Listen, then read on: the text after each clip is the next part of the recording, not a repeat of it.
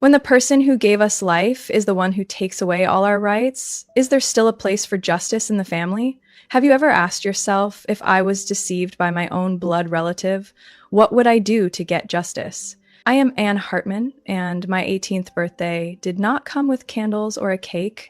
It came with a suitcase, a few $100s, and my mother's venomous voice.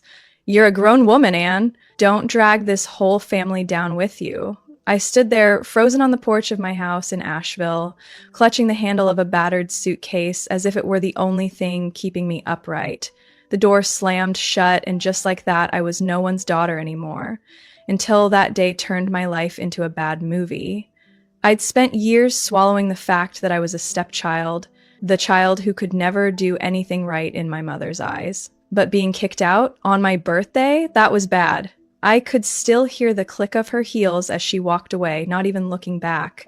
And Brian, my stepfather, he just smirked, as if he'd been waiting for this moment.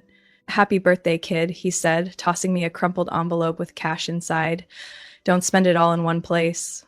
I looked out the window one last time, hoping foolishly that Savannah, my sister, would come running out and beg me to stay. She was 12, wide-eyed and prepared, and the only person in that house who didn't make me feel bad. But there she was, peeking from behind the curtain, tears streaming down her face. She mumbled, "I'm sorry," and my heart broke. I wanted to scream, "It's not your fault, Sav," but Mom loomed behind her, pulling her away. The curtain fell, and any remaining hope I had was gone. So there I was, 18, alone, with a suitcase full of thrift store clothes and less than a week's worth of cash. The Asheville night was cold, bone-chilling, and small. I dragged my things to a park bench a few blocks away, sat down, and let the weight of it all sink in. I didn't cry. Not yet. Crying is for people who think someone's coming to save them. I know better. Looking back, I should have seen it coming. Mom never made a big deal about how much she hated me. I was the kid who broke her favorite mug at 6 and got yelled at for an hour. I was the kid who bought secondhand clothes while Savannah danced around in sparkly dresses for her dance recital. Don't get me wrong, Savannah wasn't the problem. She was just a kid trapped in Mom's net just like me. But Mom? She supported me like it was an Olympic sport, and I was always the underdog. I remember one time when I was about 14 and I asked why we never talked about Grandpa. Her dad, the only person who ever made me feel important. She slammed a dish towel on the counter and yelled, "Don't mention him, you ungrateful brat." Her face turned red as if I'd just discovered some dark secret. I backed away, but that moment haunted me. Grandpa was off limits, and I never knew why. All I had were vague memories of his laugh and the way he'd sneak me extra cookies when Mom wasn't looking. Brian was worse in his own way. He showed up when I called him all fake charm and cheap perfume, acting like he owned the place. He called me a freeloader behind Mom's back like I was a stray dog they'd trapped. I washed dishes, vacuumed the floors, did anything to get Mom's attention, but it was never enough. Brian just leaned back in his chair, beer in hand, and said, "Try harder, kid. Maybe someday you'll be worth something." Spoiler alert, I never was, not with them. Sitting on the park bench, I felt the anger rise, hot and sharp. I wasn't just angry at Mom and Brian. I was angry at myself for thinking they'd change. I unzipped my suitcase, half expecting it to be empty, but there, tucked into a side pocket, was a faded photo of my grandfather. He was smiling, holding me on his lap. When I was 4, my pigtails standing up like a mustache. I ran my thumb across his face, and something inside me broke. He was gone, but he loved me. That must mean something. I had never felt this way about my mother, ever. I stuffed the photo back into my pocket and pulled out a crumpled notebook I'd used for school. Flipping it open, I wrote a line, "I'm not their punching bag anymore." I'll make them regret it forever, more out of habit than hope, but now it was all I had. I rummaged through my purse, found the slip of paper with Linda's number on it, and stared at it like it was a lifeline. My hands shook as I dialed from a payphone across the street. The coins jingling as if they'd counted the last of my money. It rang twice before she picked up. "Linda, it's Anne," I said, my voice breaking. I need help." "Anne? Oh, honey, where are you?" Her voice was warm, worried, everything my mother had never felt. I swallowed hard. "They kicked me out. I have nowhere to go." There was a pause. Then she said, "Come to Charleston. I'll take care of you." I hung up, my chest tight. Charleston was hundreds of miles away, and I had no idea how I was going to get there, but for the first time that night, I felt something like hope. Mom and Brian thought they'd broken me, but they didn't know who they were dealing with. I wasn't just Anne Hartman anymore. I was the girl who would come back no matter what the cost. I stood up, slung my suitcase over my shoulder, and started walking toward the bus stop. The night was still cold, but I didn't care. I had a plan, a promise, and a picture of Grandpa to remind me that I was worth fighting for. Mom wanted me gone? Fine. But I'd come back, and when I did, they'd wish they'd never opened that door. I got off the Greyhound in Charleston with my suitcase, but Aunt Linda was there, waiting by her beat-up Honda, her gray hair tied back and a smile that said she'd seen worse than I had. I wasn't expecting a parade, but the hug she gave me, it was the first time in a long time that I didn't feel like I had to apologize for my existence. "Anne, you look tired," she said, grabbing my bag as if it weighed nothing. "Let me help you." "Speak softly," I shot back, climbing into her car. I tried to sound tough, but my voice cracked and I hated myself for it. I wasn't here to cry. I was here to figure out how to stop being the punching bag of the universe. Linda's house was small, filled with old books and photos, the kind of house that feels like it's hugging you. Over dinner, meatballs and mashed potatoes that tasted like true love. She didn't press me for the whole story. Instead, she just looked at me as if she were waiting for me to realize I was safe. I wasn't ready to believe it. Safety is a lie when you spend your life avoiding emotional minefields. "So," she said, pouring me another cup of sweet tea, "are you going to tell me what Karen did, or should I guess?" I snorted. "She has a PhD to trick me. You want the details? I'll need a week." But then I told her, not everything, just enough. The suitcase, the cash, her voice tore at me. Linda's face hardened, and when I was done, she leaned back, folding her arms. "Your mother was always a tough cookie," she said, "but this is beneath her even." The next morning, while I was still blinking awake, Linda slid a folder across the table. "Grandpa left you something, Anne. A house in Asheville. It was supposed to be yours when you turned 18. I froze. My glass of water raced to my mouth. A house? Like an actual house? My brain couldn't process it. I'd fallen asleep on a park bench 2 days ago, and now I was, what, a homeowner? "Don't get too excited," Linda warned. "I think Karen had a hand in this. Grandpa was careful, but your mom had a way of making things complicated." I opened the folder, my hands shaking. Inside was a letter from Grandpa, his handwriting all loops and slant, as if he'd written it in a hurry. "Anne, you're my hope. This house is for you to build a life on. Take good care of it." My throat tightened, and for a second I could hear his voice, smell the cigarette smoke that had clung to his sweater. He had trusted me. Not Mom, not Savannah, me. "Why didn't anyone tell me?" I asked, my voice sharper than I meant it to be. Linda sobbed. "Karen cut me off after your grandfather died. Said I was meddling. I only found out about the house last year when I was going through some old papers. By then it was already in Brian's name." Brian? I almost spat out the name. That son of a bitch couldn't run a lemonade stand, let alone a house. "Exactly," Linda said. "That's why I smelled a rat." She wasn't wrong. The next day she drove me to see James, my grandfather's old lawyer, who worked in an office that smelled like fungicide and regret. James was 70, with glasses thicker than my irony, but he remembered me. "Little Anne," he said, shaking my hand, "you have your grandfather's fire." "I hope so," I insisted. "You'll need it." He pulled out a folder labeled Hartman Estate and showed me the title to the house, or what was left of it. The deed to Brian had Mom's signature scrawled across it, but there was something off about it, like she'd tried too hard to make it neat. James frowned, tapping the page. "This never sat well with me. Karen came in, crying about you running away, saying you didn't want the house. You didn't buy it, but your hands were tied." "Run away?" I laughed, bitter as burnt coffee. "She dumped me like trash yesterday, and now she's playing the victim to take what's yours?" James nodded slowly and solemnly. "Evidence." The word stuck with me. I wasn't a lawyer. I wasn't even a college student. But I knew Mom and Brian couldn't get away with being sloppy. I had to be smarter, sneakier. That's when I decided to drop Anne Hartman. There were too many strings attached, too many ways for Mom to track me. I chose Emma Carter. Emma was my middle name. Carter was my grandfather's favorite jazz singer. It felt good. That's when I found it, a letter from Mom to him, tucked inside a faded envelope. I almost missed it, but the date caught my eye. 2 years before Savannah was born. "Dad, you can't tell anyone, not Brian, not Anne, no one. Savannah's dad isn't who they think he is. Please keep it a secret." My stomach twisted as I read it, the words sinking in like poison. Savannah wasn't Brian's. Mom had lied to everyone, maybe even herself. And Brian? Either he didn't know or he knew and was using it to manipulate her like a dirty puppet master. I sat there, the letter in my hand, my mind racing. If Brian knew, it explained so many things. Why he'd stayed with Mom despite her mood swings, why he always had that smug look on his face like he held all the cards. I pictured him bossing her around, blackmailing her into scams, like robbing my house. The thought made me want to punch something, preferably his face. "You okay, kid?" Linda asked, poking her head into the room. "No," I said, holding up the letter, "but I'll do it." I showed it to her and her eyes narrowed. "Your mother dug herself a deep hole. This might be leverage, but it's not enough to get the house back." "Leverage?" I repeated, tasting the word. I liked it. It sounded like power, something I'd never had. I decided right then and there I wasn't going to sit around feeling sorry for myself. I was going to fight for what was mine, and I was going to do it my way. The first step was getting my life in order. I applied to the College of Charleston's pre-law program, figuring that if I was going to compete with Mom and Brian, I needed to know how the game was played.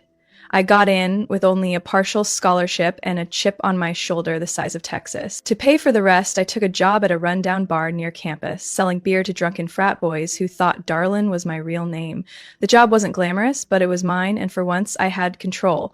One night, while mopping the bar, I overheard a guy talking about real estate in Asheville. "Yeah, some asshole named Brian flipped houses there," he said. "Shady as hell, always cutting corners." I froze, my mop hovering over a spill. Brian? My Brian? I had no proof, but my gut said it had to be Brian. I started jotting down notes, jotting down every clue, every hunch. If Brian was being dirty, I'd find a clue. I wasn't naive enough to think it would be easy. Mom and Brian had spent years training to be snakes, and I was just a kid with a fake name and a grudge. But whenever I doubted myself, I pulled out my grandfather's letter. He was my hope. Those words were like gasoline, and I was ready to burn their lies to the ground. By the end of my first month in Charleston, I had changed. I was no longer the girl who begged for her mother's extra things. I was Emma Carter, and I was building something. Maybe not a house yet, but a plan. A plan to take back what was mine and make sure Mom and Brian regretted ever fighting me. Did they think they had won? They hadn't seen me fight yet. 2 years into my life in Charleston, I was juggling law school, bar shifts, and a burning obsession with nailing my mom and Brian to the wall. Emma Carter was no longer just a name. It was me, a nobody with a plan to reclaim what was mine. But plans were meaningless without proof, and I was still lacking on that front.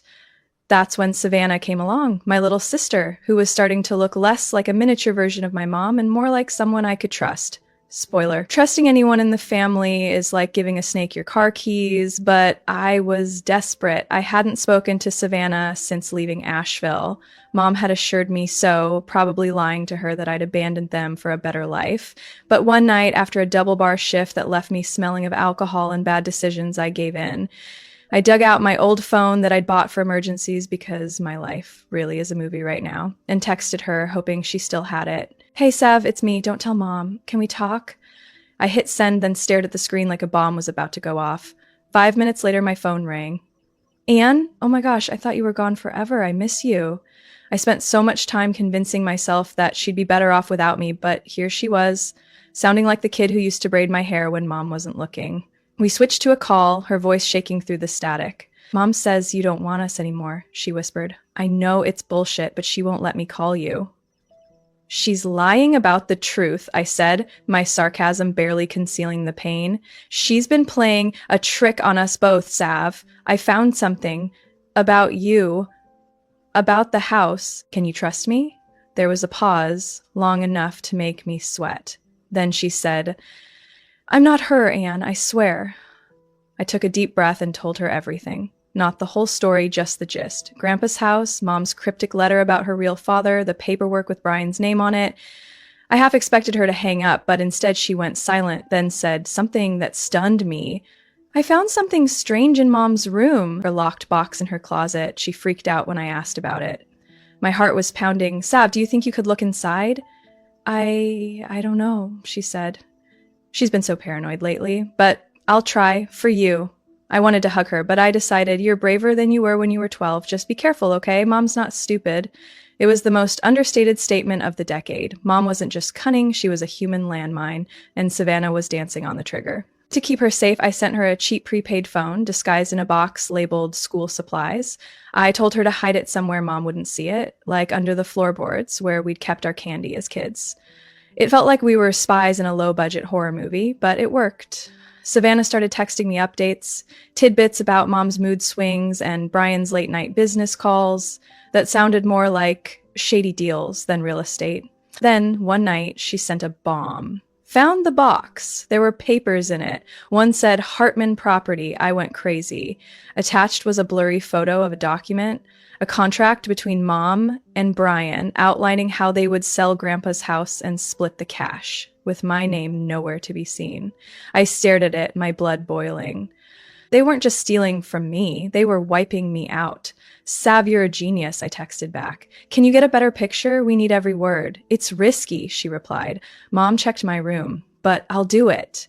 I hated to put her in that position, but I had no choice. While Savannah was playing seven, I was doing it my way. I'd been shadowing the law professor's teaching assistant, a nerdy guy named Mike who was really into legal research. I didn't tell him the whole story, just enough for him to help me dig up the property records. We spent hours in the library, scouring public records until we found the title transfer. Mike pointed to Mom's signature and frowned. It looks wrong, too clean, like it's been exposed. Bingo, I said, my smile turning feral. Can we prove it? Maybe, he said, but it's expensive. I had no money or shady land deals in Asheville. Brian Walsh, suspected of forgery, it read. It was still Brian, still the scumbag. I printed it out, taped it to my wall, and stared at it like a trophy. But just when I thought I was about to win, things got weird. One night, as I was locking up the bar, my phone buzzed with a text message from an unknown number. Back off or you'll regret it. No name, no context. Just those 5 words that sent a chill down my spine. I stood there, keys in hand, staring at the empty parking lot like a paranoid private investigator. Was it Brian? Mom? The guy they hired to scare me? I didn't know, and that was the worst part. I didn't tell Savannah about the threat. She had enough to deal with. She'd risked her life sneaking into Mom's room late at night to take more photos. One of her messages made my heart stop. Mom almost caught me. She had a new lock on the box. I was scared. I called her right away, keeping my voice calm even as I panicked inside. Sav, you don't have to do this if it's too much, I said. I'll find another way. No, she snapped, sounding more like me than I'd expected. They're lying to everyone, Anne. I want them to stop. I didn't know whether to be proud or disappointed. Maybe both. To keep her safe, I told her to shut up for a week, to focus on her studies, to act like nothing was wrong. Meanwhile, I started having nightmares. Mom's face twisted into a smirk, Brian's voice whispering, "You'll regret it." I would wake up in a sweat, my dorm room a cage. I didn't have time for therapy, but I found a free counselor on campus, a nice woman who let me complain about family stress without asking too many questions. It helped, but enough to keep me from falling apart. By summer, Savannah sent me the final piece, clear photos of the contract, word for word, how Mom and Brian had planned to screw me over. I had the forged document, the article about Brian's dark past, and now this, a paper trail of their greed, not enough to win the case, but enough to make them sweat. I could almost taste it the moment they realized I wasn't the pushover they thought I was. That anonymous message, though, haunted me. Whoever sent it knew I was digging, which meant I was on their radar. I started checking my locks, avoiding dark alleys, living like I was some bad choice from a true crime radio show. But every time I wavered, I thought of Savannah, who had risked everything for me, and Grandpa's letter calling me his hope. I didn't back down. Mom and Brian wanted to fight, they would, and I would make sure they choked on every lie they told. I was back in Asheville, standing outside a rundown community center. Today was the day I'd dreamed of. The auction of my grandfather's house. My house, the house Mom and Brian thought they'd stolen forever. I wasn't here to bid. I was here to expose their entire scam, and I wanted to see their faces when I did. I'd spent weeks preparing, locked in my dorm room. Every night I'd stand in front of the mirror, practicing my words, imagining Mom's fake tears drying and Brian's smug smile melting into panic. I wasn't just fighting for a house, I was fighting for every time they'd made me feel like nothing. I'd written Savannah a letter, just in case I'd crumble and fade. Sav, if things don't work out, just be yourself. I've always supported you. I didn't mail it, it was too final. I tucked it into my pocket, a reminder that I wasn't just doing this for myself. My companion Linda was wearing a jacket that screamed, "I mean business." She introduced me to our attorney James, who had upgraded his conservatorship style to a sharp suit for the occasion. My plan was simple: pose as a wealthy investor, blend into the crowd, then drop my evidence like a grenade. I dyed my hair blonde, swapped my usual jeans for a pencil skirt, and practiced a smile that said, "I'm rich," instead of "I'm going to ruin your life." Emma Carter was ready to spring into action, and Anne Hartman was screaming for revenge. Inside, the room was packed with real estate agents and locals, all buzzing about the prime property that was up for sale. I saw Mom right away, sitting in the front row, her lipstick so red and her posture so perfect, like she was auditioning for Saint of the Year. Brian sat hunched over next to her, scrolling through his phone, probably checking his shady side hustles. None of them paid any attention to me, which was exactly what I wanted. But then I saw it. Around Mom's neck, glinting in the fluorescent light, was Grandpa's old watch, the one he'd worn every day until he died. She had no right to it. No right to anything of his, and the sight lit a fire inside me that I could barely contain. "Easy, kid," Linda whispered, squeezing my arm. "Stick to the plan." "The plan is solid," I hissed back. "But if she shows off that watch one more time, I could lose it." The auctioneer, a sweaty guy with slicked back hair, started things off, rambling on about square footage and investment potential. I ignored him, my eyes on my mother. She was playing the grieving daughter, wiping tears from the crowd with tissues. "Puke." I clutched my evidence bundle. Savannah's photo of their secret contract, the handwritten expert report on the forgery, the thumb drive with her taped confession, like it was my lifeline.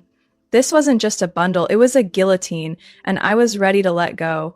As the bidding began, I raised the paddle, calling out a number high enough to make people turn their heads. 50,000 over asking price, I said, my voice steady despite the adrenaline pumping through me. My mother turned her head, eyes narrowing, but she didn't recognize me. Not yet. Brian bent down, mumbled something, and she nodded, raising her paddle. The game was on. I kept bidding, pushing the price up, not because I had any money, spoiler, I was out of money, but to distract them. Linda looked at me like, "Don't get cocky," but I'm in too deep.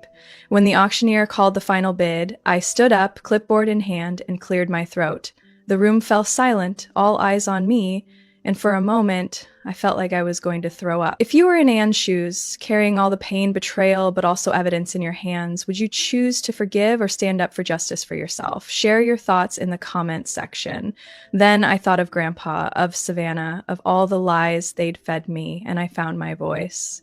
"Ladies and gentlemen," I said, loud enough to carry, "I'm not here to buy this house. I'm here to reclaim it. My name is Emma Carter, but I was born Anne Hartman, and this property belongs to me." The crowd gasped as if I had just confessed to murder. Mom's napkin froze mid-sentence, her face pale. Brian's phone slipped from his hand and fell to the floor. I held up the file, my hand steady now. "I have evidence that Karen and Brian Walsh forged my grandfather's papers, stole my inheritance, and intended to pocket the profits. Would you like to see it?" I didn't wait for permission. I pulled out Savannah's photo and projected it onto the screen James had set up. She got nothing. The crowd fell silent, and I let it sink in before I played my final card. "That watch you're wearing? It was my grandfather's. It looked nice when you were digging up his grave." And that was it. My mother staggered to her feet, her face showing panic. "She's lying," she screamed. "This is a setup. She's not my daughter." The crowd was in disbelief. Her act was falling apart faster than a cheap manicure. Brian tried to run away, muttering about the bathroom, but James had alerted security, and 2 men in polo shirts blocked the door. "Too bad, Brian."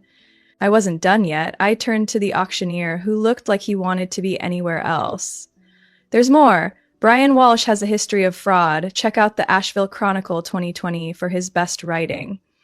I tossed a printed article into the crowd, letting it flutter like scrap paper. A woman near my mother picked it up, read it, and gasped, "It's him! Game, set, match." My mother tried one last shot. "You ungrateful brat," she hissed, stepping toward me. "After everything I've done for you—" "Everything?" I interrupted her, my voice thick with venom. "You mean lie, steal, and throw me away like trash? Leave it to the judge, Karen." I nodded to James, who handed the auctioneer a subpoena. "We're suing for fraud and abuse of custody. The auction is over." The room exploded, people whispering, phones snapping, someone yelling about calling the police. Mom collapsed into a chair, crying for real this time, but I didn't feel any pity. Brian just stared at the floor, his jaw clenched, as if he knew he was about to burn to death. I stood there, my heart pounding as security cleared the room. Linda took my hand, whispered, "You did it, kid," and for the first time in years, I believed her. I'd planned every word, every action, but nothing had prepared me for how it felt to see them fall apart. It wasn't joy, it was heavier, sharper, like a blade I'd been carrying for too long. They thought they'd buried Ann Hartman, but Emma Carter had just dug her way out, and she wasn't going anywhere. The courtroom was a blur, but the judge's gavel wasn't. It slammed down, and just like that, Grandpa's house was mine again. Brian got 3 years for fraud. Hope he enjoys the prison food. Mom, probation, and a big fat 0 from the estate. She tried one last sob story outside the courthouse, eyes all puffy like she'd rehearsed it. "And I'm sorry," she croaked. I just stared, my voice cold as ice. "You picked your side, Karen. Live with it." I walked away, her sniffles fading behind me, pities for suckers, and I was fresh out. Savannah was free now, under Aunt Linda's wing, and we moved into the Asheville house that summer. It was a mess, peeling paint, creaky floors, but it was ours. We blasted music, slapped on fresh colors, and hung Grandpa's old jazz records on the walls. Savannah made me a lumpy bracelet from craft store beads, her grin all braces and pride. "So we're sisters forever," she said. I rolled my eyes but wore it anyway. Kid's got heart, I'll give her that. Law school's still kicking my butt, but I'm gunning to be a lawyer who fights for kids like us. Screw the corporate suits. Savannah's got her nose in true crime books, says she'll be a reporter exposing liars. We're not perfect. Some nights I still flinch at loud noises, expecting Mom's voice, but we're healing one dumb joke at a time. The house isn't just walls, it's proof we survived. I got an email last week, some blog sharing my story, calling me inspiring. I laughed. I'm just Emma Carter, the girl who refused to lose. Thank you for staying and listening to this story until the end. Have you ever experienced the feeling of being betrayed by a loved one, or witnessed a young person having to overcome all difficulties to find their own values? I would love to hear from you. Please leave a comment below. I will read and appreciate every confession. And if this story makes you think, is touching, or feels familiar somewhere in your life, please click like, subscribe to the channel, and share this video with your loved ones. Who knows, it might be a ray of light for someone in need.